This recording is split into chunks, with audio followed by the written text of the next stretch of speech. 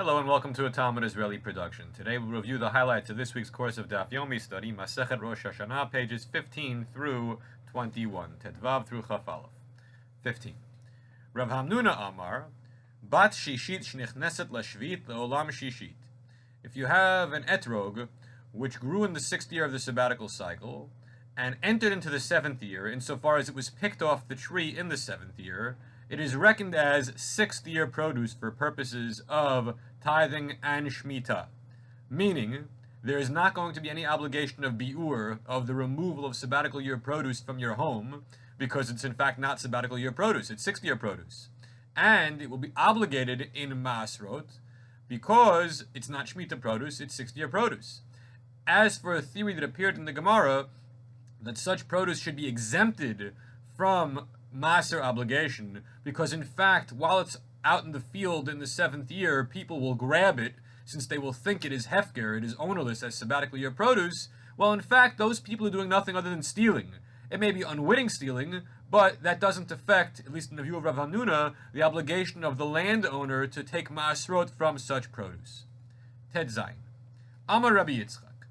Kol shana shetokim bela betchilata, merin la besofa. Any year in which the shofar is not sounded at the beginning of the year on Rosh Hashanah, it will be sounded as a trua, as a call for nervousness, as an alarm, a sounding of the alarm because of crisis at the end of the year. Basically, in the absence of a shofar blowing on the holiday, on the religious obligation on Rosh Hashanah, you'll have crisis or disaster on your hand by year's end. My time, what is the reason? The Leibab of Satan, because the Satan, the accusatory angel, was not confounded, was not befuddled during the annual judgment, the Yom Hadin, in Shamayim. Tosfos adds an interesting point and says, Lav de mikli b'shabta, adityalet unsa. Don't think that we're talking about a scenario whereby Rosh Hashanah fell on a Shabbat, and that's why the shofar was not sounded. Rather, this disaster situation is discussing a scenario where an onus, an unforeseen circumstance, prevented the shofar from being sounded on Rosh Hashanah, and if that were to occur, woe is us, a crisis on our hands by the end of the year. Now, it's very fascinating. The implication of the Tosfot is that if Rosh Hashanah, if Aleph Tishrei fell on a Shabbat, then there would be no shofar that year. But wait a second, isn't Rosh Hashanah observed for 2 days? And on the 2nd day of Rosh Hashanah, Bet Tishrei, which would be Sunday, there would be in fact a shofar blowing? That would be true the way we observe Rosh Hashanah today. But as it turned out, for about 800 years, in Eretz Yisrael, only 1 day of Rosh Hashanah was observed.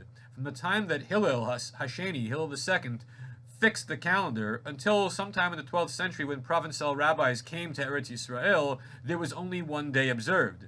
The question then is, why did the Israeli Jews defer to the wishes of the provincial rabbis and agree to start keeping the 2nd day of Rosh Hashanah and lose their old personal custom? And the answer might in fact be this Gemara, that they were so nervous on occasions when Shabbat was Rosh Hashanah and there was no shofar, that they'd have a disaster on their hands by year's end, that they were happy to start observing a 2nd day, so that every year, no matter what day of the week Rosh Hashanah fell out, there would at least be 1 day of shofar blowing. Yud Zayin. Poshei Yisrael begufan manihu. What is an example, or what is a category of people who are sinners among Israel with their bodies, with their physical person? Rav said, Karkafta de lo manach tefillin. It's the skull that never put on tefillin. And this explains, to an extent, the practice we see on the streets of New York and other cities, where Chabad messengers will have pairs of tefillin and ask people if they're Jewish and say, would you like to put on tefillin?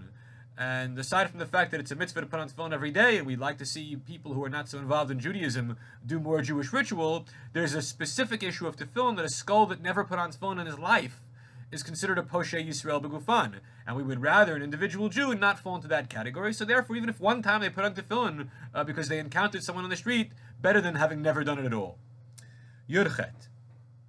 Al shisha chodashim hashluchim yotzim. For 6 months of the year, messengers will be sent, emissaries will be sent by the Beit Din to alert the public about what day Rosh Chodesh was declared. Al Nisan B'nei Pesach, in the month of Nisan, people need to know about when Passover will be. Alav B'Atanet, in the month of Av, people need to know when Tisha B'Av, the fast day, will be. Alal B'nei Rosh Hashanah, the month of Elul, the people need to know because Rosh Hashanah will be determined by when Elul was determined. Al Tishrei Takanat Moadot. In Tishrei, we need to send out messengers so people should know when to keep Yom Kippur and Sukkot and Shmini Atzeret. And Kislev Mipnei Chanukah. The month of Kislev, people need to know about Chanukah. Adar Pnei Purim. People need to know in Adar about Purim. So all these months have Jewish holidays in them, and the public needs to know what day to keep the holiday. When the temple stood, they would also send out messengers in the month of Iyar, so people should know when Pesach Sheni is. Pesach Katan, the minor Passover, is a Pesach Sheni, when people would bring a Korban Pesach they had missed out on the first opportunity in the month of Nisan. Now there's a machloket among the Mefarshim and the academic scholars as to whether the word af appears in the Mishnah in front of the expression al Iyar. Is it that the Mishnah is saying that on 6 months out of the year, messengers would be sent out, and when the temple stood, it was also for Iyar, meaning there was a 7th month? Or do we delete the word af and say 6 months? When the temple stood, one of those 6 months was Iyar. And when the temple doesn't stand, one of those 6 months is Av for the Tisha B'Av, but that when the temple stood, there was no Tisha B'Av. There's a classic historical question about whether Tisha B'Av was observed during Second Temple times. I'm of the view that it was not. And the word af in this Mishnah can play a role in that academic discussion, whether it was or was not observed. Daf Yutet. Hayamima Elu Hatim Tanit. So these days which are listed in the scroll of fast, the Megillat Tanit, you're not allowed to fast the day before and the day after those mentioned in this scroll. But as for Shabbat and holidays, Yom Tov, those days are forbidden, but the days before and after are permitted. So why is there a tougher line taken when it comes to the rabbinical fast of Megillat Tanit, and a more permissive approach taken when it comes to Shabbat and Yom Tov?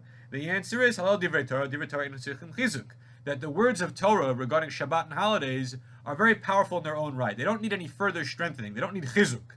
Whereas the rabbinical words of Megillat Tanit, people don't take it so seriously. Therefore, it needs chizuk, it needs strengthening, that you can't fast the day before or the day after.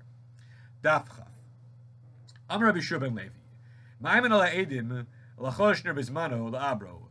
We can intimidate the witnesses who saw the new moon and wanted to testify to declare Rosh Chodesh on the 30th day of the outgoing month, to say, don't testify, let it pass, and the 31st day will be the new month. But we cannot intimidate the witnesses who did not see the new moon on the 30th to say that they did, in order to hasten the arrival of Rosh Chodesh. That we could intimidate people to postpone things, but not to cheat the system to make it earlier. Chaf Aleph. Tanu Rabbanan. In the beginning, the witnesses who saw the new moon would violate the Shabbat in order to get to the Beit Din to testify concerning every month of the year. But when the temple was destroyed, Rabbi Yochanan ben Zakkai said, "V'chiyesh korban? Is there a sacrificial offering of the Musaf that we need to worry about? There isn't. So therefore, there's no great need to violate the Shabbat in order to arrive at the Beit Din to declare Rosh Chodesh." So they made a ruling: we will only allow the witnesses to travel on the Sabbath in violation of the Shabbat in order to testify about Nisan and Tishrei, because in those months there are the important Jewish holidays. But for the other months of the year, it's not as critical, since there's no more Korban, and they will not violate the Shabbat. Everyone have a great week.